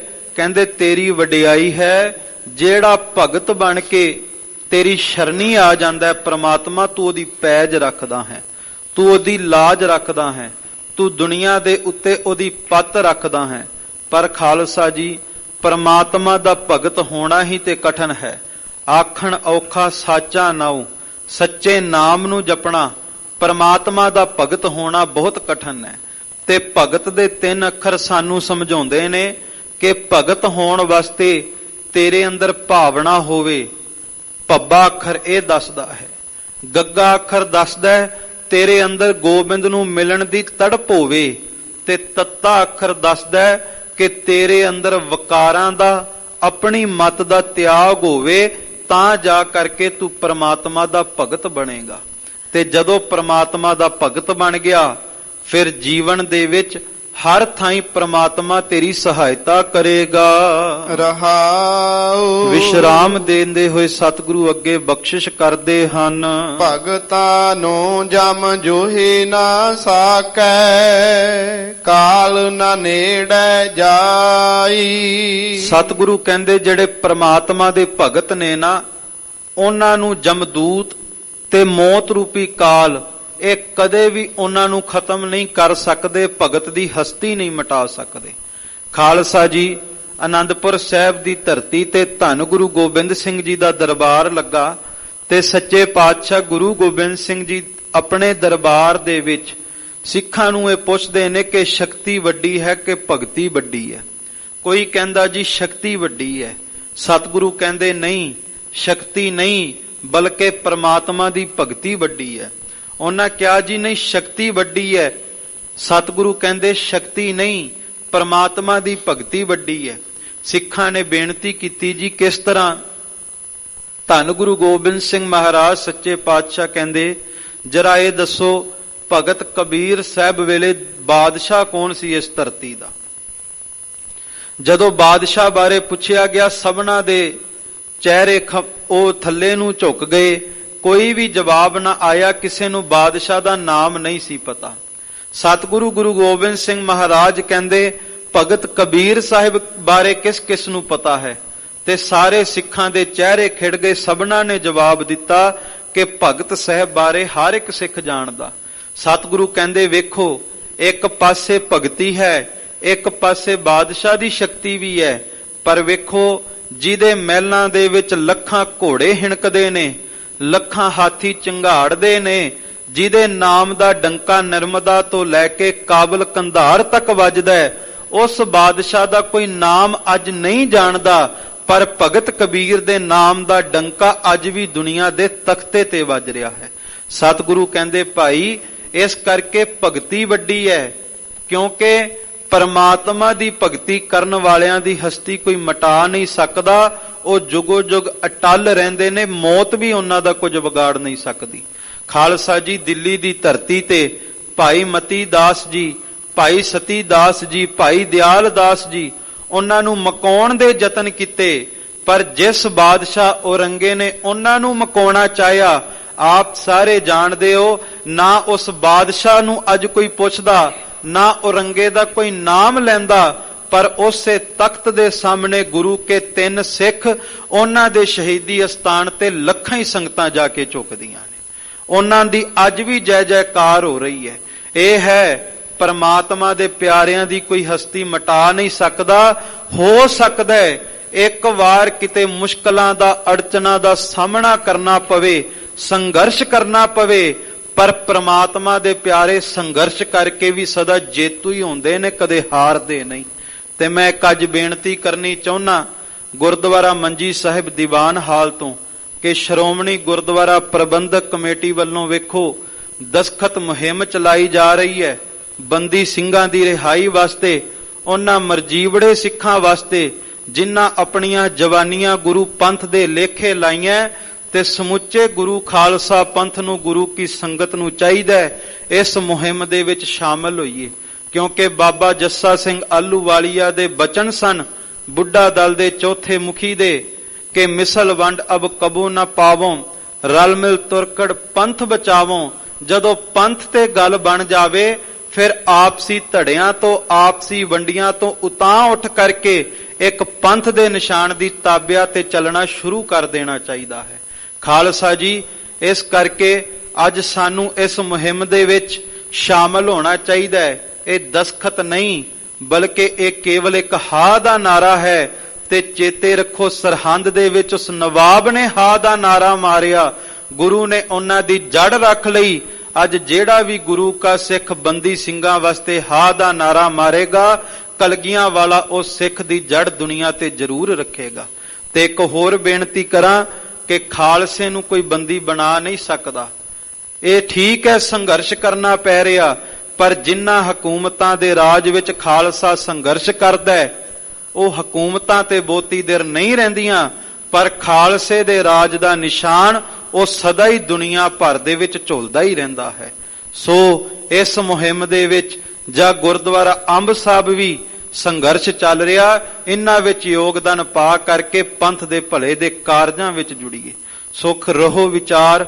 ਸਤਿਗੁਰੂ ਗੁਰੂ ਅਮਰਦਾਸ ਜੀ ਕਹਿੰਦੇ, ਜਿਹੜੇ ਪ੍ਰਮਾਤਮਾ ਦੇ ਪਿਆਰੇ ਨੇ ਨਾ, ਉਹਨਾਂ ਦਾ ਮੌਤ ਵੀ ਕੁਝ ਵਿਗਾੜ ਨਹੀਂ ਸਕਦੀ। ਕੇਵਲ RAM ਨਾਮ ਮਨ ਵਸਿਆ, ਨਾਮੇ ਹੀ ਮੁਕਤ ਪਾਈ। ਉਹਦਾ ਕਾਰਨ ਧੰਨ ਗੁਰੂ ਅਮਰਦਾਸ ਜੀ ਕਹਿੰਦੇ ਨੇ, ਪਰਮਾਤਮਾ ਦੇ ਪਿਆਰਿਆਂ ਦਾ ਮੌਤ ਇਸ ਕਰਕੇ ਕੁਝ ਨਹੀਂ ਵਿਗਾੜਦੀ, ਕਿਉਂਕਿ ਉਹਨਾਂ ਦੇ ਮਨ ਵਿੱਚ ਕੇਵਲ ਪਰਮਾਤਮਾ ਦਾ ਨਾਮ ਵਸਿਆ ਹੁੰਦਾ ਹੈ। ਤੇ ਪਰਮਾਤਮਾ ਦਾ ਨਾਮ ਜਿਹਦੇ ਹਿਰਦੇ ਵਿੱਚ ਵਸ ਜਾਵੇ, ਉਹ ਦੁਨੀਆ ਦੇ ਬੰਧਨਾਂ ਤੋਂ ਮੁਕਤ ਹੋ ਜਾਂਦਾ ਹੈ। ਰਿੱਧ ਸਿੱਧ ਸਭ ਭਗਤਾਂ ਚਰਣੀ ਲਾਗੀ, ਗੁਰ ਕੈ ਸਹਿਜ ਸੁਭਾਈ। ਅਤੇ ਜਿਤਨੀਆਂ ਵੀ ਰਿੱਧੀਆਂ ਸਿੱਧੀਆਂ ਨਵ ਨਿਧੀ 18 ਸਿੱਧੀ ਪਾਛੈ ਲੱਗੀਆਂ ਫਿਰੈ ਜੋ ਹਰ ਹਿਰਦੈ ਸਦਾ ਵਸਾਏ। ਇਹ ਰਿੱਧੀਆਂ ਸਿੱਧੀਆਂ ਸਦਾ ਭਗਤਾਂ ਦੇ ਚਰਨਾਂ ਦੀ ਧੂੜੀ ਨੂੰ ਲੋਚਦੀਆਂ। ਆਪ ਸਭ ਗੁਰੂ ਰਾਮਦਾਸ ਜੀ ਦੇ ਅਸਥਾਨ ਤੇ ਹਾਜ਼ਰੀ ਭਰ ਰਹੇ ਹੋ, ਇੱਥੇ ਭਾਵਨਾ ਨਾਲ ਵੇਖਿਆ ਕਰੋ। ਇਹ ਸੰਗਤਾਂ ਦੇ ਚਰਨ ਧੂੜੀ ਦੇ ਵਿੱਚ ਵੀ ਲੱਖਾਂ ਹੀ ਰਿੱਧੀਆਂ ਸਿੱਧੀਆਂ ਭਟਕ ਰਹੀਆਂ। ਇੱਥੇ ਲੱਖਾਂ ਰਿੱਧੀਆਂ ਸਿੱਧੀਆਂ ਗੁਰੂ ਰਾਮਦਾਸ ਦੇ ਚਰਨ ਪਰਸ ਰਹੀਆਂ। ਖਾਲਸਾ ਜੀ ਸ੍ਰੀ ਹਰਮੰਦਰ ਦਰਸ਼ਨ ਕਿਤਾਬ ਦੇ ਅੰਦਰ ਡਾਕਟਰ ਸਰੂਪ ਸਿੰਘ ਲਿਖਦੇ ਨੇ ਕਿ 1980 ਦੇ ਨਜ਼ਦੀਕ ਅੰਮ੍ਰਿਤ ਵੇਲੇ ਇੱਕ ਦਿਨ ਹਰਮੰਦਰ ਸਾਹਿਬ ਦਰਸ਼ਨ ਕਰਨ ਦਾ ਸੁਭਾਗ ਮਿਲਿਆ। ਕੀਰਤਨ ਹੋ ਰਿਹਾ ਸੀ, ਨਵ ਨਿਧੀ 18 ਸਿੱਧੀ ਪਾਛੈ ਲੱਗੀਆਂ ਫਿਰੈ ਜੋ ਹਰ ਹਿਰਦੈ ਸਦਾ ਵਸਾਏ। ਮਨ ਵਿੱਚ ਆਇਆ ਕਿ ਇਹ ਸੱਚਮੁੱਚ ਇਸ ਤਰ੍ਹਾਂ ਹੋ ਸਕਦਾ ਹੈ, ਜਿਹੜਾ ਪ੍ਰਮਾਤਮਾ ਦੇ ਨਾਮ ਨੂੰ ਮਨ ਵਿੱਚ ਵਸਾਵੇ ਤੇ ਉਹਦੇ ਮਗਰ ਮਗਰ ਰਿੱਧੀਆਂ ਸਿੱਧੀਆਂ ਦੌੜਨ ਲੱਗ ਜਾਣ। ਜਿਨ੍ਹਾਂ ਰਿੱਧੀਆਂ ਸਿੱਧੀਆਂ ਮਗਰ ਦੇਵੀ ਦੇਵਤੇ ਤੇ ਵੱਡੇ ਵੱਡੇ ਸਿੱਧ ਮੁਨੀਸ਼ਰ ਤਪੀਸ਼ਰ ਦੌੜਦੇ ਰਹੇ। ਕਹਿੰਦੇ ਇਤਨੇ ਨੂੰ ਡਾਕਟਰ ਸਾਹਿਬ ਦੀ ਨਿਗਾਹ ਇੱਕ ਬਜ਼ੁਰਗ ਵੱਲ ਪਈ। ਉਸ ਬਜ਼ੁਰਗ ਨੇ ਪਾਟਾ ਹੋਇਆ ਕੁੜਤਾ ਪਾਇਆ। ਉਸ ਕੁੜਤੇ ਦੇ ਉੱਤੇ ਕੁੱਲ 11 ਟਾਕੀਆਂ ਲੱਗੀਆਂ ਹੋਈਆਂ ਸੀ। ਇਹਨਾਂ ਦੇ ਮਨ ਵਿੱਚ ਆਇਆ ਉਸ ਬਜ਼ੁਰਗ ਨੂੰ ਵੇਖ ਕੇ ਕਿ ਕਿੰਨਾ ਖੁੱਭ ਕੇ ਕੀਰਤਨ ਸੁਣ ਰਿਹਾ ਹੈ। ਉਹਨਾਂ ਦੇ ਨੇਤਰ ਝੁਕੇ ਹੋਏ ਸਨ। ਜਦੋਂ ਕੀਰਤਨ ਸੁਣ ਰਹੇ ਸਨ, ਨੇਤਰਾਂ ਦੇ ਵਿੱਚੋਂ ਲਗਾਤਾਰ ਜਲ ਵਹਿ ਰਿਹਾ ਸੀ। ਖੁੱਭ ਕੇ ਕੀਰਤਨ ਸੁਣ ਰਹੇ ਸਨ, ਆਲਾ ਦੁਆਲਾ ਵੀ ਭੁੱਲ ਚੁੱਕੇ ਸਨ। ਤੇ ਡਾਕਟਰ ਸਾਹਿਬ ਦੇ ਮਨ ਵਿੱਚ ਆਇਆ ਕਿ ਜਦੋਂ ਕੀਰਤਨ ਸਮਾਪਤ ਹੋਵੇਗਾ ਨਾ, ਮੈਂ ਇਹਨਾਂ ਨੂੰ ਕੁੜਤਾ ਦਵਾ ਦਿਆਂਗਾ। ਇਹਨਾਂ ਦੇ ਕੁੜਤੇ ਤੇ ਟਾਕੀਆਂ ਲੱਗੀਆਂ, ਕੀਰਤਨ ਸੁਣ ਰਹੇ ਨੇ, ਪਰਮਾਤਮਾ ਦੇ ਪਿਆਰੇ ਨੇ, ਤੇ ਟਾਕੀਆਂ ਵਾਲਾ ਕੁੜਤਾ ਚੰਗਾ ਨਹੀਂ ਲੱਗਦਾ। ਡਾਕਟਰ ਸਾਹਿਬ ਕਹਿੰਦੇ ਮੇਰਾ ਧਿਆਨ ਕੀਰਤਨ ਤੋਂ ਖੜ ਗਿਆ, ਉਸ ਬਜ਼ੁਰਗ ਵੱਲ ਟਿਕ ਗਿਆ ਕਿ ਜਦੋਂ ਬਜ਼ੁਰਗ ਉੱਠੇਗਾ ਮੈਂ ਜਾ ਕੇ ਇਹਦੇ ਨਾਲ ਮੁਲਾਕਾਤ ਕਰਾਂਗਾ। ਕਹਿੰਦੇ 5:30 ਹੋ ਗਏ। ਸਤਿਗੁਰੂ ਗੁਰੂ ਗ੍ਰੰਥ ਸਾਹਿਬ ਮਹਾਰਾਜ ਸੱਚੇ ਪਾਤਸ਼ਾਹ ਆ ਗਏ। ਹੁਕਮਨਾਮਾ ਸਾਹਿਬ ਹੋ ਗਿਆ, ਅਰਦਾਸ ਹੋ ਗਈ, ਪਰ ਉਹ ਬਜ਼ੁਰਗ ਨਹੀਂ ਉੱਠੇ। ਉਹ ਕੀਰਤਨ ਵਿੱਚ ਖੁੱਭੇ ਹੋਏ ਸਨ। ਕਹਿੰਦੇ ਬਾਅਦ ਵਿੱਚ ਮੈਂ ਮਨ ਵਿੱਚ ਫੁਰਨਾ ਜਗਾਇਆ ਕਿ ਜੇ ਤਾਂ 6 ਵਜੇ ਤੱਕ ਉੱਠ ਗਏ ਤਾਂ ਠੀਕ ਹੈ, ਨਹੀਂ ਤਾਂ ਫਿਰ ਮੈਂ ਵੀ ਚਾਲਾ ਪਾ ਦਿਆਂਗਾ। ਪਰ ਕਹਿੰਦੇ ਠੀਕ 6 ਵਜੇ ਉਹ ਬਜ਼ੁਰਗ ਖੜੇ ਹੋਏ, ਗੁਰੂ ਰਾਮਦਾਸ ਜੀ ਦੇ ਚਰਨਾਂ ਵਿੱਚ ਅਰਦਾਸ ਕਰਕੇ ਬਾਹਰ ਨੂੰ ਨਿਕਲੇ ਤੇ ਡਾਕਟਰ ਸਾਹਿਬ ਮਗਰੇ ਚਲੇ ਗਏ। ਤੇ ਜਾ ਕਰਕੇ ਕੋਲ ਜਾ ਕੇ ਜਦੋਂ ਫਤਿਹ ਬੁਲਾਉਣ ਲੱਗੇ ਹਰ ਕੀ ਪੌੜੀ ਦੇ ਕੋਲ, ਉਸ ਬਜ਼ੁਰਗ ਨੇ ਘੁੰਮ ਕੇ ਕਿਹਾ, ਆਓ ਦਾਨੀ ਪੁੱਤਰਾ, ਲਿਆ ਛੇਤੀ ਕਰ ਮੈਨੂੰ ਕੁੜਤਾ ਦਵਾ ਦੇ। ਨਾ ਤੂੰ ਕੀਰਤਨ ਸੁਣਿਆ ਤੇ ਨਾ ਮੈਨੂੰ ਕੀਰਤਨ ਸੁਣਨ ਦਿੱਤਾ। ਡਾਕਟਰ ਸਾਹਿਬ ਕਹਿੰਦੇ ਮੈਂ ਖਾਮੋਸ਼ ਹੋ ਗਿਆ। ਮੇਰਾ ਰੋਮ ਰੋਮ ਖਿੜ ਗਿਆ ਕਿ ਇਹਨਾਂ ਨੂੰ ਪਹਿਲਾਂ ਹੀ ਕਿਵੇਂ ਪਤਾ ਲੱਗ ਗਿਆ। ਤੇ ਉਸ ਬਜ਼ੁਰਗ ਨੇ ਕਿਹਾ ਇਹ ਗੁਰੂ ਰਾਮਦਾਸ ਦਾ ਘਰ ਹੈ। ਗੁਰੂ ਰਾਮਦਾਸ ਦੇ ਘਰ ਦੇ ਕੂਕਰਾਂ ਦੇ ਵਿੱਚ ਵੀ ਕਰਾਮਾਤਾਂ ਵਰਤਦੀਆਂ ਨੇ। ਇੱਥੇ ਆ ਕੇ ਕਦੇ ਵੀ ਮਨ ਵਿੱਚ ਨਹੀਂ ਸੋਚਣਾ ਕਿ ਬਾਣੀ ਦੇ ਬਚਨ ਸੱਚ ਵੀ ਹੋਣਗੇ ਕਿ ਨਹੀਂ। ਇੱਥੇ ਜਿਹੜਾ ਵੀ ਗੁਰੂ ਰਾਮਦਾਸ ਦੇ ਘਰ ਵਿੱਚ ਆ ਕੇ ਸੇਵਾ ਕਰਦਾ ਹੈ, ਭਾਂਡੇ ਮਾਂਜਦਾ ਹੈ, ਜੋੜੇ ਘਰ ਦੀ ਸੇਵਾ ਕਰਦਾ ਹੈ, ਖਾਲਸਾ ਜੀ ਜਿਹੜੀ ਦਾਤ ਦੁਨੀਆ ਦੇ ਕਿਸੇ ਤਖਤ ਤੋਂ ਨਹੀਂ ਮਿਲ ਸਕਦੀ, ਚੇਤੇ ਰੱਖਿਓ ਉਹ ਦਾਤ ਗੁਰੂ ਰਾਮਦਾਸ ਦੇ ਚਰਨਾਂ ਦੀ ਧੂੜੀ ਦੇ ਵਿੱਚੋਂ ਮਿਲ ਜਾਵੇਗੀ। ਭਾਈ ਸਾਹਿਬ ਭਾਈ ਨੰਦ ਲਾਲ ਸਾਹਿਬ ਕਹਿੰਦੇ ਨੇ ਕਿ ਹਰਮੰਦਰ ਸਾਹਿਬ ਆਓ ਤੇ ਇੱਥੋਂ ਦੀ ਚਰਨ ਧੂੜੀ ਆਪਣੇ ਮਸਤਕ ਨਾਲ ਲਾਇਓ। ਪੁੱਛਿਆ ਜੀ ਕਿਉਂ? ਕਹਿੰਦੇ ਹਰਮੰਦਰ ਸਾਹਿਬ ਦੇ ਸੰਗਤ ਦੇ ਚਰਨਾਂ ਦੀ ਧੂੜੀ ਦਾ ਮੁਕਾਬਲਾ ਮੌਕੇ ਦੀ ਦੌਲਤ, ਮੌਕੇ ਦਾ ਸੋਨਾ ਵੀ ਨਹੀਂ ਕਰ ਸਕਦਾ। ਕਿਉਂ? ਭਾਈ ਸਾਹਿਬ ਕਹਿੰਦੇ ਕੋਈ ਸੋਨਾ ਤਨ ਨਾਲ ਲਾਵੇ, ਸੋਨਾ ਕਦੇ ਮਾੜੇ ਕਰਮ ਨਹੀਂ ਮੇਟਦਾ। ਸੋਨਾ ਕੋਈ ਤਨ ਨਾਲ ਲਾਵੇ, ਸੋਨਾ ਕਦੇ ਦੁੱਖ ਖਤਮ ਨਹੀਂ ਕਰਦਾ, ਤਕਲੀਫ ਖਤਮ ਨਹੀਂ ਕਰਦਾ। ਪਰ ਭਾਵਨਾ ਨਾਲ ਗੁਰੂ ਰਾਮਦਾਸ ਦੇ ਚਰਨਾਂ ਦੀ ਧੂੜੀ ਮੱਥੇ ਨਾਲ ਲਾਇਓ। ਗੁਰੂ ਰਾਮਦਾਸ ਦੇ ਚਰਨਾਂ ਦੀ ਧੂੜੀ ਮਾੜੇ ਤੋਂ ਮਾੜਾ ਕਰਮ ਵੀ ਮੇਟਦੀ ਹੈ ਤੇ ਵੱਡੇ ਤੋਂ ਵੱਡਾ ਦੁੱਖ ਵੀ ਕੱਟ ਦਿੰਦੀ ਹੈ। ਇਹ ਹੈ ਧੰਨ ਗੁਰੂ ਰਾਮਦਾਸ ਸੱਚੇ ਪਾਤਸ਼ਾਹ ਦੇ ਘਰ ਦੀ ਬਖਸ਼ਿਸ਼ ਕਿ ਜਿਹੜਾ ਵੀ ਆ ਕੇ ਜਪਦਾ ਹੈ, ਖਾਲਸਾ ਜੀ ਨਾਮ ਦੀ ਬਰਕਤ ਹੁੰਦੀ ਹੈ। ਜਿਹੜਾ ਨਾਮ ਨੂੰ ਜਪਦਾ ਹੈ, ਰਿੱਧੀਆਂ ਸਿੱਧੀਆਂ ਉਹਨਾਂ ਦੇ ਚਰਨਾਂ ਦੇ ਵਿੱਚ ਹੁੰਦੀਆਂ ਨੇ। ਮਨ ਮੁਖਾਂ ਨੋ ਪ੍ਰਤੀਤ ਨਾ ਆਵੀ, ਅੰਤਰ ਲੋਭ ਸੁਆਉ। ਪਰ ਜਿਹੜੇ ਮਨਮੁਖ ਨੇ, ਜਿਹੜੇ ਕਲਯੁਗੀ ਬਿਰਤੀ ਵਾਲੇ ਨੇ, ਉਹਨਾਂ ਦੇ ਅੰਦਰ ਇਹ ਭਰੋਸਾ ਨਹੀਂ ਹੁੰਦਾ, ਉਹ ਹਮੇਸ਼ਾ ਸ਼ੰਕਿਆਂ ਵਿੱਚ ਹੀ ਉਲਝੇ ਰਹਿੰਦੇ ਨੇ। ਇਸੇ ਕਰਕੇ ਆਪਾਂ ਰੋਜ਼ ਅਰਦਾਸ ਵਿੱਚ ਮੰਗਦੇ ਹਾਂ, ਸਿੱਖਾਂ ਨੂੰ ਸਿੱਖੀ ਦਾਨ, ਕੇਸ ਦਾਨ, ਰਹਿਤ ਦਾਨ, ਵਿਵੇਕ ਦਾਨ, ਵਿਸਾਹੋ ਦਾਨ, ਭਰੋਸਾ ਦਾਨ, ਕਿ ਸਿੱਖ ਵਾਸਤੇ ਜੇ ਸਿੱਖੀ ਕਮਾਉਣੀ ਜ਼ਰੂਰੀ ਹੈ, ਸਿੱਖੀ ਵੀ ਤਾਂ ਹੀ ਕਮਾਈ ਜਾਵੇਗੀ ਜੇ ਸਿੱਖ ਦੇ ਹਿਰਦੇ ਦੇ ਅੰਦਰ ਭਰੋਸਾ ਵੀ ਹੈ। ਸੋ ਇਸ ਕਰਕੇ ਜਿਹੜੇ ਮਨਮੁਖ ਹੁੰਦੇ ਨੇ ਉਹ ਸ਼ੰਕਿਆਂ ਦੇ ਵਿੱਚ ਉਲਝ ਜਾਂਦੇ ਨੇ ਤੇ ਸਦਾ ਹੀ ਵਿਸ਼ਿਆਂ ਵਕਾਰਾਂ ਵਿੱਚ ਉਲਝੇ ਰਹਿੰਦੇ ਨੇ, ਗੁਰੂ ਦੀ ਬਖਸ਼ਿਸ਼ ਤੋਂ ਵਾਂਝੇ ਰਹਿ ਜਾਂਦੇ ਨੇ। ਗੁਰਮੁਖ ਹਿਰਦੈ ਸ਼ਬਦ ਨਾ ਭੇਦਿਓ, ਹਰ ਨਾਮ ਨ ਲਾਗਾ ਭਾਉ। ਨਾ ਤਾਂ ਗੁਰੂ ਵੱਲ ਮੁਖ ਕਰਕੇ ਗੁਰੂ ਦੀ ਮੱਤ ਨੂੰ ਧਾਰਨ ਕਰਦੇ ਨੇ, ਨਾ ਹੀ ਸ਼ਬਦ ਵਿੱਚ ਅਭੇਦ ਹੁੰਦੇ ਨੇ, ਤੇ ਨਾ ਹੀ ਉਹਨਾਂ ਦਾ ਮਨ ਕਦੇ ਗੁਰੂ ਕੇ ਕੀਰਤਨ ਦੇ ਵਿੱਚ, ਗੁਰੂ ਕੀ ਬਾਣੀ ਵਿੱਚ ਜੁੜਦਾ ਹੈ ਮਨ ਮੁਖਾਂ ਦਾ। ਕੂੜ ਕਪਟ ਪਾਜ ਲਹਿ ਜਾਸੀ, ਮਨ ਮੁਖ ਫੀਕਾ ਅਲਾਉ। ਮਨਮੁਖ ਭਾਵੇਂ ਬਾਹਰੋਂ ਆਪਣੇ ਆਪ ਨੂੰ ਧਰਮੀ ਬਣਦਾ ਵੀ ਹੋਵੇ, ਪਰ ਕਹਿੰਦੇ ਜਦੋਂ ਬੋਲੇਗਾ ਐਸੇ ਫਿੱਕੇ ਬੋਲ ਬੋਲੇਗਾ ਕਿ ਸ਼ਰਧਾ ਵਾਲਿਆਂ ਦੇ ਹਿਰਦਿਆਂ ਦੇ ਵਿੱਚ ਵੀ ਫਿੱਕਾਪਣ ਪਾ ਦੇਵੇਗਾ।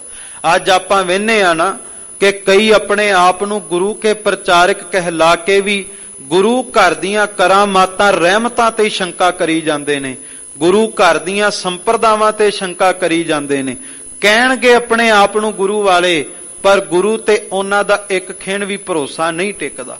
ਸਤਿਗੁਰੂ ਕਹਿੰਦੇ ਜਿਹੜੇ ਇਹੋ ਜਿਹੇ ਮਨਮੁਖ ਨੇ, ਉਹਨਾਂ ਦਾ ਫਿਰ ਜਿਹੜਾ ਪਰਦਾ ਹੁੰਦਾ ਹੈ, ਉਹਨਾਂ ਦੇ ਬੋਲਣ ਦੇ ਨਾਲ ਉਹ ਪਰਦਾ ਵੀ ਲੈ ਜਾਂਦਾ ਹੈ। ਭਗਤਾਂ ਵਿੱਚ ਆਪ ਵਰਤਦਾ ਪ੍ਰਭ ਜੀ, ਭਗਤੀ ਹੂੰ ਤੂੰ ਜਾਤਾ। ਪਰ ਜਿਹੜੇ ਭਗਤ ਹੁੰਦੇ ਨੇ, ਭਗਤਾਂ ਦੇ ਵਿੱਚ ਪਰਮਾਤਮਾ ਆਪ ਵਰਤਦਾ ਹੈ, ਅਕਾਲ ਪੁਰਖ ਵਾਹਿਗੁਰੂ ਆਪ ਬੋਲਦਾ ਹੈ। ਜਿਹੜੇ ਪਰਮਾਤਮਾ ਨੂੰ ਜਪਦੇ ਨੇ ਉਹ ਕੋਈ ਵੀ ਬਚਨ ਕਰਨ, ਉਹ ਆਪ ਨਹੀਂ ਕਰਦੇ, ਉਹਨਾਂ ਵਿੱਚੋਂ ਪਰਮਾਤਮਾ ਆਪ ਬਖਸ਼ਿਸ਼ ਕਰਦਾ ਹੈ। ਕਿਉਂ? ਕਿਉਂਕਿ ਉਹਨਾਂ ਦੇ ਹਿਰਦੇ ਦੇ ਅੰਦਰ ਭਗਤੀ ਟਿਕੀ ਹੈ। ਖਾਲਸਾ ਜੀ 9 ਪ੍ਰਕਾਰ ਦੀ ਭਗਤੀ ਹੈ। ਸਰਵਣ ਭਗਤੀ, ਕੀਰਤਨ ਭਗਤੀ, ਸਿਮਰਨ ਭਗਤੀ, ਪਾਦ ਸੇਵਨ ਭਗਤੀ, ਅਰਚਨ ਭਗਤੀ, ਬੰਦਨਾ ਭਗਤੀ, ਸਖੀ ਭਾਵ ਭਗਤੀ, ਦਾਸ ਭਾਵ ਭਗਤੀ ਤੇ ਆਤਮ ਸਮਰਪਣ ਭਗਤੀ। ਪਹਿਲੀ ਭਗਤੀ ਸਰਵਣ ਭਗਤੀ, ਗੁਰੂ ਘਰ ਆ ਕੇ ਕੀਰਤਨ ਸੁਣਨਾ, ਇਹ ਵੀ ਇੱਕ ਭਗਤੀ ਹੈ। ਦੂਸਰੀ ਹੈ ਕੀਰਤਨ ਭਗਤੀ, ਗੁਰੂ ਘਰ ਆ ਕੇ ਕੀਰਤਨ ਕਰਨਾ, ਇਹ ਵੀ ਇੱਕ ਭਗਤੀ ਹੈ। ਤੀਸਰੀ ਹੈ ਸਿਮਰਨ ਭਗਤੀ, ਸੰਗਤ ਵਿੱਚ ਜੁੜ ਕੇ ਗੁਰੂ ਗੁਰੂ ਜਪਣਾ, ਸਿਮਰਨ ਕਰਨਾ, ਇਹ ਵੀ ਭਗਤੀ ਹੈ। ਚੌਥੀ ਹੈ ਪਾਦ ਸੇਵਨ ਭਗਤੀ, ਗੁਰੂ ਕੀ ਸੰਗਤ ਦੇ ਚਰਨਾਂ ਦੀ ਸੇਵਾ ਕਰਨੀ, ਇਹ ਵੀ ਗੁਰੂ ਘਰ ਦੇ ਵਿੱਚ ਭਗਤੀ ਹੈ। ਅਰਚਨ ਭਗਤੀ, ਗੁਰੂ ਵਾਸਤੇ ਕੁਝ ਨਾ ਕੁਝ ਭੇਟਾ ਵਜੋਂ ਲੈ ਕੇ ਆਉਣਾ, ਪ੍ਰੇਮ ਦੀ ਭੇਟਾ ਵਿੱਚ ਭਾਵੇਂ ਇੱਕ ਫੁੱਲ ਵੀ ਲੈ ਕੇ ਆਵੀਂ, ਉਹ ਵੀ ਗੁਰੂ ਘਰ ਦੇ ਵਿੱਚ ਭਗਤੀ ਪ੍ਰਵਾਨ ਹੋਵੇਗੀ। ਇੱਕ ਹੈ ਮੈਤਰੀ ਸਖੀ ਭਾਵ ਭਗਤੀ, ਆਪਣੇ ਆਪ ਨੂੰ ਅਕਾਲ ਪੁਰਖ ਵਾਹਿਗੁਰੂ ਪਰਮਾਤਮਾ ਦੇ ਸਨਮੁਖ ਕੇਵਲ ਇੱਕ ਜੀਵ ਆਤਮਾ ਇਸਤਰੀ ਜਾਣਨਾ, ਪਰਮਾਤਮਾ ਨੂੰ ਆਪਣਾ ਕੰਤ ਜਾਣਨਾ, ਆਪਣਾ ਪਤੀ ਜਾਣਨਾ। ਤੇ ਇੱਕ ਹੈ ਦਾਸ ਭਾਵ ਭਗਤੀ, ਕਿ ਜੇ ਗੁਰੂ ਘਰ ਚੋਂ ਬਖਸ਼ਿਸ਼ ਵੀ ਹੋ ਜਾਵੇ ਤਾਂ ਕਿਤੇ ਹੰਕਾਰ ਨਹੀਂ ਕਰਨਾ, ਹਮੇਸ਼ਾ ਗੁਰੂ ਘਰ ਦਾ ਸੇਵਕ ਬਣ ਕੇ ਗੁਰੂ ਕਾ ਦਾਸ ਵਾਲੀ ਭਾਵਨਾ ਰੱਖਣੀ। ਤੇ ਫਿਰ ਹੈ ਆਤਮ ਸਮਰਪਣ ਭਗਤੀ, ਕਿ ਤਨ ਮਨ ਧਨ ਸਭ ਸੌਂਪ ਗੁਰ ਕੋ ਹੁਕਮ ਮੰਨਿਆ ਪਾਈਐ, ਆਪਣਾ ਆਪ ਗੁਰੂ ਨੂੰ ਸਮਰਪਿਤ ਕਰਨਾ। ਬੰਦਨ ਭਗਤੀ, ਡੰਡੌਤ ਬੰਦਨ ਅਨਕ ਬਾਰ ਸਰਬ ਕਲਾ ਸਮਰੱਥ, ਗੁਰੂ ਨੂੰ ਮੱਥਾ ਟੇਕਣਾ, ਨਮਸਕਾਰ ਕਰਨਾ। ਖਾਲਸਾ ਜੀ ਇਹ ਵੀ ਭਗਤੀ ਹੈ। ਇਸ ਤਰ੍ਹਾਂ 9 ਪ੍ਰਕਾਰ ਦੀਆਂ ਭਗਤੀਆਂ ਸਤਿਗੁਰੂ ਦੱਸਦੇ ਹਨ।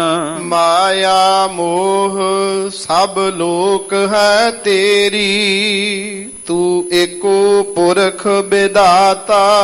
ਸੱਚੇ ਪਾਤਸ਼ਾਹ ਕਹਿੰਦੇ ਜਿਤਨੀ ਵੀ ਮਾਇਆ ਨਜ਼ਰ ਆ ਰਹੀ ਹੈ ਨਾ, ਜਿਤਨਾ ਵੀ ਸੰਸਾਰ ਦਾ ਪਸਾਰਾ ਨਜ਼ਰ ਆ ਰਿਹਾ, ਇਹ ਸਾਰਾ ਕੁਝ ਅਕਾਲ ਪੁਰਖ ਵਾਹਿਗੁਰੂ ਪਰਮਾਤਮਾ ਦਾ ਹੈ। ਤੇ ਸਾਰੇ ਪਸਾਰੇ ਨੂੰ ਚਲਾਉਣ ਵਾਲਾ ਵੀ ਇੱਕ ਅਕਾਲ ਪੁਰਖ ਵਾਹਿਗੁਰੂ ਖੁਦ ਹੀ ਹੈ। ਏਕਾ ਮਾਈ ਜੁਗਤ ਵਿਆਈ ਤਿੰਨ ਚੇਲੇ ਪ੍ਰਵਾਨ, ਉਹ ਅਕਾਲ ਪੁਰਖ ਵਾਹਿਗੁਰੂ ਪਰਮਾਤਮਾ ਹੀ ਚਲਾ ਰਿਹਾ। ਜਲ ਕਹਾ ਥਲ ਕਹਾ ਗगन ਕੇ ਗੌਨ ਕਹਾ, ਕਾਲ ਕੇ ਬਨਾਹੇ ਸਭੈ ਕਾਲ ਹੀ ਚਬਾਹੇਂਗੇ।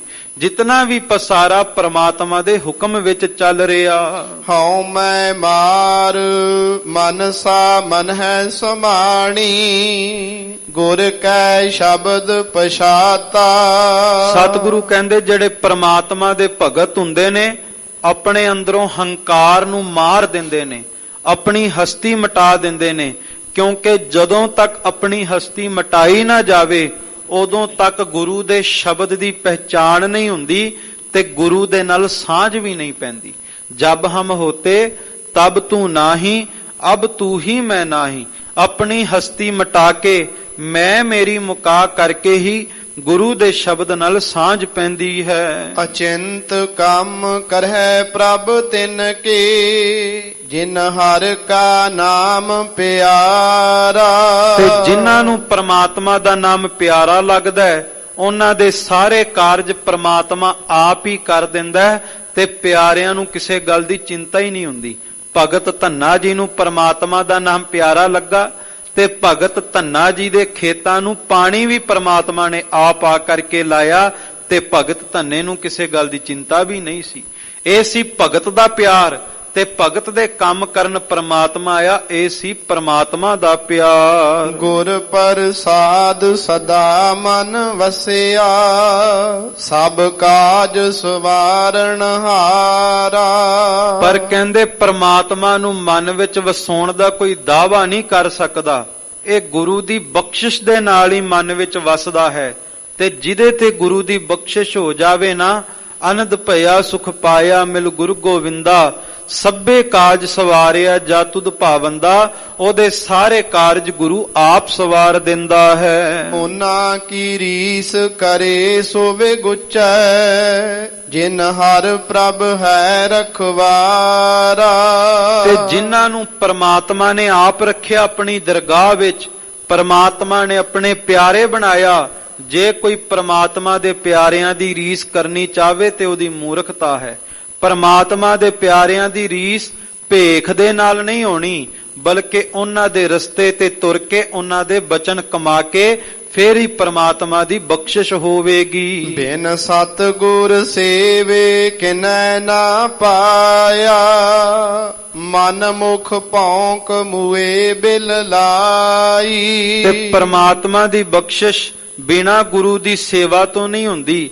ਭਾਵੇਂ ਕਿ ਮਨਮੁਖ ਜਿੰਨਾ ਮਰਜੀ ਇੱਕ ਕੂਕਰ ਦੀ ਤਰ੍ਹਾਂ ਫਿੱਕਾ ਬੋਲਦੇ ਰਹਿਣ, ਸਤਿਗੁਰੂ ਨੇ ਸਖਤ ਸ਼ਬਦ ਵਰਤੇ ਕਿ ਭਾਵੇਂ ਮਨਮੁਖ ਬਣ ਕੇ ਜਿਤਨਾ ਮਰਜੀ ਭੌਂਕਦੇ ਰਹਿਣ, ਪਰ ਗੁਰੂ ਦੀ ਸੇਵਾ ਤੋਂ ਬਿਨਾ ਕਦੇ ਬਖਸ਼ਿਸ਼ ਨਹੀਂ ਹੁੰਦੀ। ਆਵਹਿ ਜਾਵਹਿ ਠੌਰ ਨਾ ਪਾਵਹਿ, ਦੁਖ ਮਹਿ ਦੁਖ ਸਮਾਈ।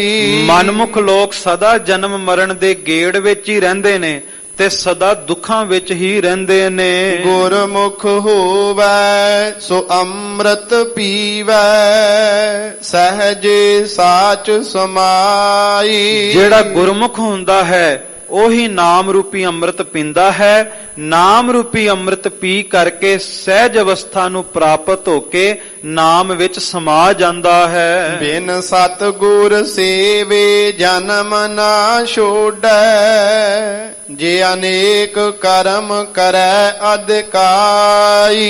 ਦੁਨੀਆ ਦੇ ਜਿਤਨੇ ਮਰਜ਼ੀ ਕਰਮ ਕਮਾ ਲਵੇ, ਜੇ ਸਤਿਗੁਰ ਦੀ ਸੇਵਾ ਨਹੀਂ ਕੀਤੀ ਸਭ ਵਿਅਰਥ ਹੈ।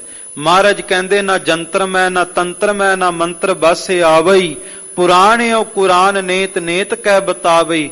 ਜਿਤਨਾ ਮਰਜੀ ਤੰਤਰ ਸਿੱਖਿਆ ਮੰਤਰ ਸਿੱਖਿਆ ਲੈ ਲਵੇ, ਪਰ ਜੇ ਗੁਰੂ ਦੀ ਸੇਵਾ ਨਹੀਂ ਕੀਤੀ ਤਾਂ ਪ੍ਰਮਾਤਮਾ ਦੀ ਪ੍ਰਾਪਤੀ ਨਹੀਂ ਹੋ ਸਕਦੀ। ਵੇਦ ਪੜ੍ਹੈ ਤੈ ਵਾਦ ਵਖਾਣ ਹੈ, ਬਿਨ ਹਰ ਪਤ ਗਵਾਈ।